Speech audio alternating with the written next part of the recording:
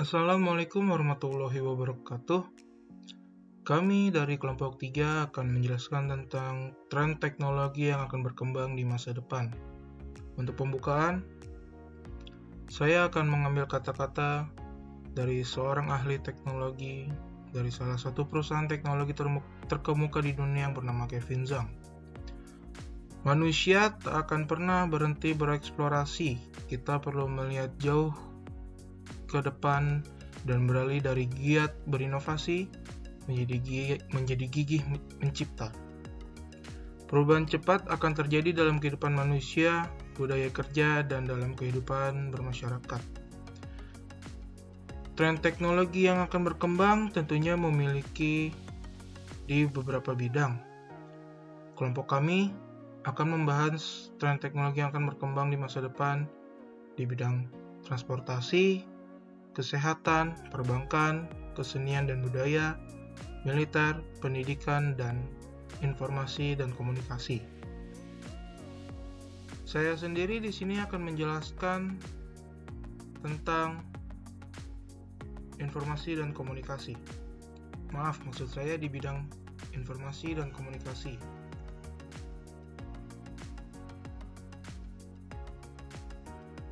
Oke, untuk memulai pembahasan saya tentang tren teknologi informasi dan komunikasi, mari kita melihat video berikut. Video ini yang berjudul Video Masa Depan Teknologi di Masa yang Akan Datang. Video ini dikeluarkan oleh Microsoft. Bisa kita lihat teknologi handphone atau smartphone nantinya akan seperti itu, yang dimana semuanya akan serba digital. Bahkan kaca mobil pun bisa seperti itu. Handphone atau smartphone yang sekarang mungkin tebal akan menjadi setipis itu, dan ini kita bisa lihat bahkan kartu. Kembali lagi, Microsoft menunjukkan smartphone yang akan datang di masa depannya. Sangat tipis. Tidak ada bezelnya ya, seperti yang kita lihat.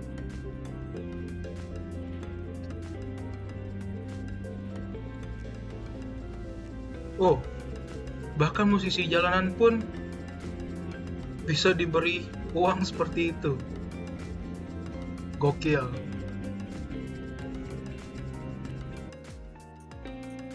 Nah, bisa kita lihat berikutnya, ada komputer. Dimana komputer tuh sangat lebar, jernih, tipis, namun keyboard bisa seperti itu. Mungkin sekarang juga sudah ada ya yang keyboard pakai sensor. Kecanggihan teknologinya akan seperti itu mungkin. Sangat-sangat keren, gokil.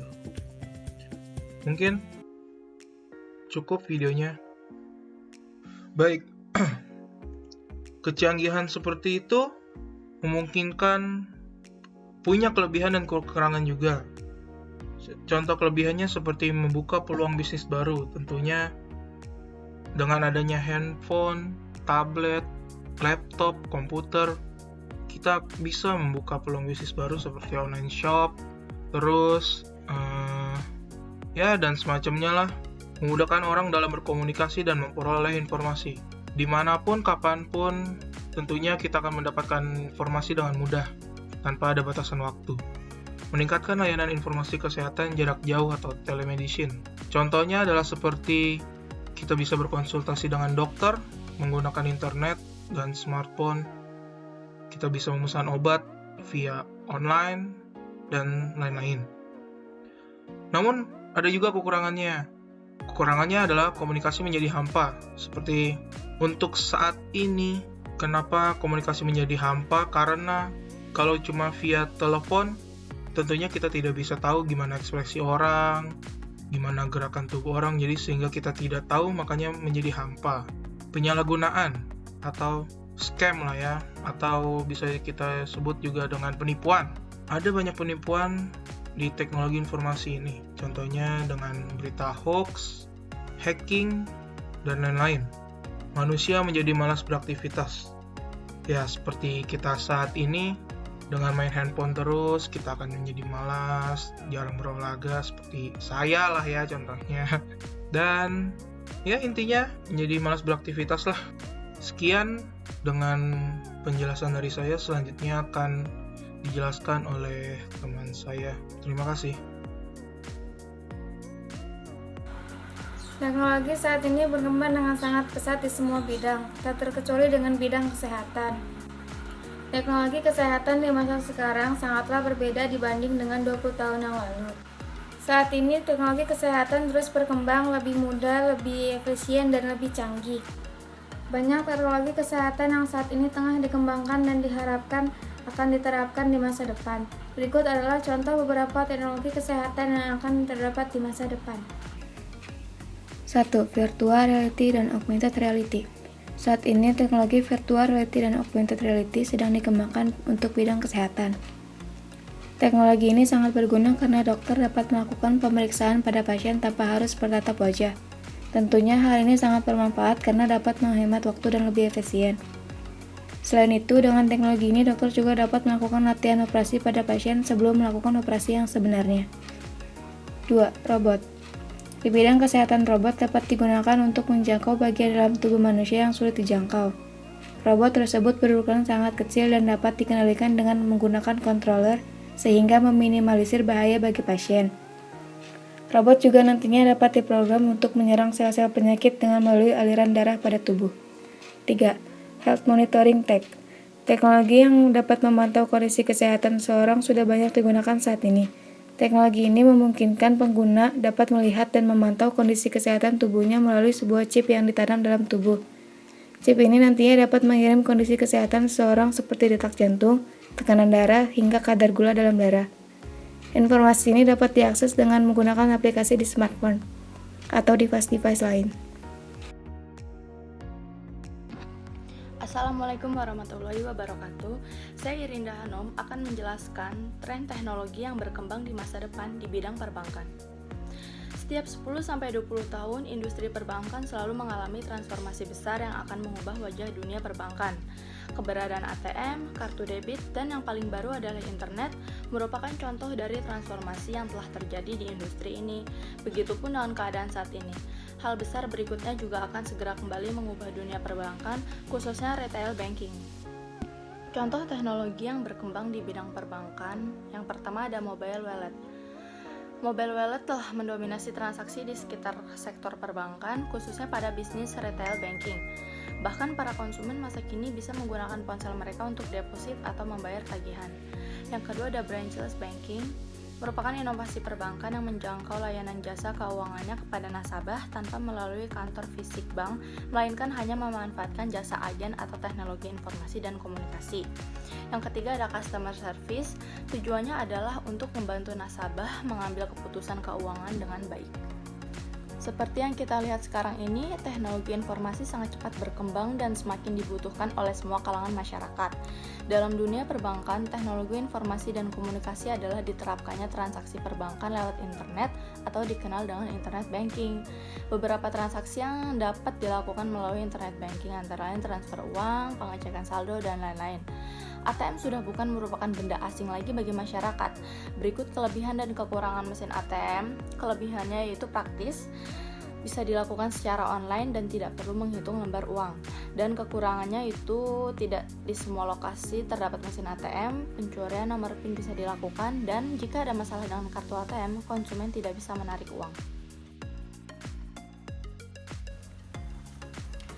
Kemudian tren teknologi di bidang seni. Tren teknologi di bidang seni sangat terlihat perubahannya yang sangat menonjol, yaitu dari segi peralatan serta warna dari seni tersebut. Contohnya dari seni musik, zaman dahulu para musisi merekam suara drum menggunakan mikrofon yang didekatkan ke dekat drum, tetapi zaman sekarang musisi cukup menyentuh tombol atau bisa dikatakan dengan drum pad. Drum pad adalah salah satu bentuk dari perkembangan teknologi di bidang seni. Kemudian kelebihannya adalah memudahkan user dalam menciptakan suatu karya, mempercepat user dalam menciptakan suatu karya. Yang ketiga adalah membuat user menjadi lebih kreatif lagi. Kemudian kekurangannya yaitu maraknya pembajakan serta maraknya pembuatan seni yang menyimpang. Salah satu tren teknologi masa depan di bidang militer yang pertama adalah electromagnetic pulse.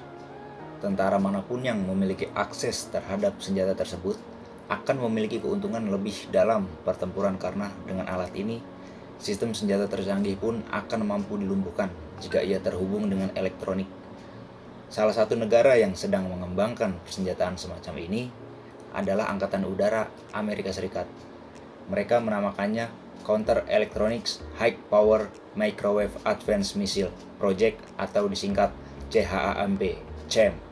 Senjata ini mampu menargetkan dan melumpuhkan benda-benda elektronik yang ada di 7 gedung berbeda saat pengujian di Utah, Ohio, Amerika Serikat. Untungnya, hanya sekedar menargetkan satu titik tertentu, tidak mengebom keseluruhan area dengan getaran atau radiasi elektromagnetik yang juga akan berdampak pada warga sipil sekitar. Selanjutnya, ada kapal selam tanpa awak, atau yang bisa disebut Artificial Intelligence Submarines. Sebelumnya, untuk beroperasi di lautan bebas, kapal selam diawaki oleh puluhan hingga ratusan awak, tergantung dimensi kapal selam. Mereka berbagi tugas mulai dari bagian kendali laju dan arah kapal, teknisi mesin, hingga operator persenjataan. Seiring berkembangnya teknologi, guna mengurangi resiko hilangnya nyawa manusia yang menjadi awak kapal selam, Angkatan Laut Inggris membuat perencanaan untuk mewujudkan kapal selam berukuran besar tanpa awak, mengacu pada pernyataan Lembaga Percepatan Keamanan dan Pertahanan DASA AL. Inggris telah membuka tender bagi kalangan industri untuk membuat kapal selam yang akan dijadikan sebagai wahana uji coba teknologi extra large unmanned underwater vehicle atau bisa disebut XLUV.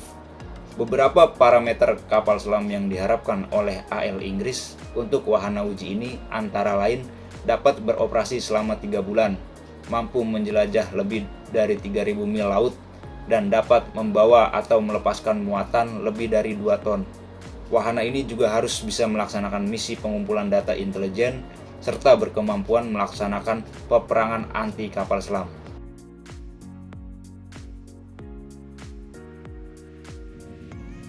Teknologi bidang pendidikan memberikan pengaruh dan kontribusi yang besar terhadap dunia pendidikan dan bahkan mempengaruhi tatanan kehidupan manusia, sehingga di era ini merupakan era di mana kemajuan teknologi dari perkembangan teknologi sangat mendominasi. Adapun teknologi yang digunakan di masa depan di dunia pendidikan, yaitu salah satunya ada dalam video ini. Bisa kita lihat meja digital yang bisa disematkan fungsi ponsel pintar, yang nantinya meja ini bisa digunakan para murid untuk mengakses berbagai literatur online. Adapun fungsinya yaitu mengurangi penggunaan kertas yang otomatis sedikit pula penggunaan kayu sebagai bahan baku utama pembuatan kertas. Nah, ada juga hologram. Hologram adalah sebuah teknologi fotografi yang merekam cahaya yang tersebar dari suatu objek dan kemudian menyajikannya dalam bentuk 3 dimensi.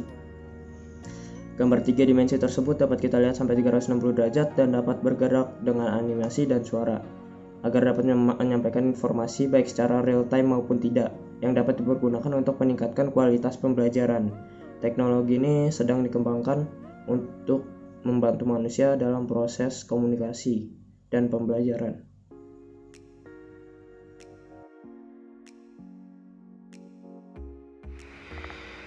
Begitu juga halnya dengan transportasi. Semakin tahun, semakin inovatif dengan segudang fitur canggih. Berikut ini adalah contoh transportasi masa depan. Yang pertama adalah driverless car.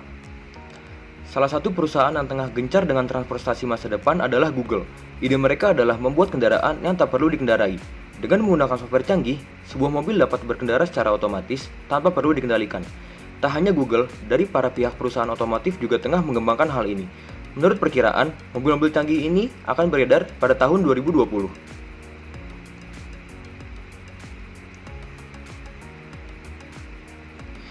Yang kedua adalah Hyperloop.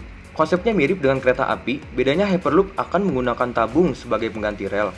Kereta ini bahkan dapat mencapai kecepatan 2 kali lipat kereta cepat. yaitu sekitar 1000 km per jam. Jika pengembangannya lancar, kereta ini dipastikan sudah dapat beroperasi pada tahun 2030.